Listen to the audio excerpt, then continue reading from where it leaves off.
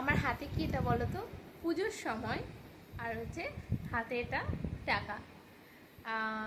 যাদের বাড়িতে দাদু ঠাম্মা বা দিদা দাদু আছে, হ্যাঁ, তারাই জানবে আসলে এটা কি। মানে এটা শুধুমাত্র একটা টাকা নয়, মানে এটা কি বলবো, একটা ইমোশন বলা যেতে পারে। অনেক ভালোবাসার মধ্যে আছে।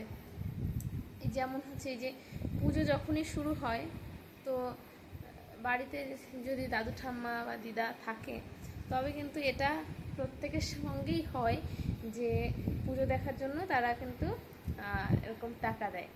তো এটা কিন্তু অনেকটা ভালোবাসার জায়গা, আর মানে খুব আনন্দ লাগে। এখন অবশ্য বড় হয়ে গেছি, এর জন্য নিতে ইচ্ছে হয় না, তবুও দাদু ঠাম্মা এরকম জোর করেই দিয়ে দেয়, তো তখন আর না বলতে পারি না।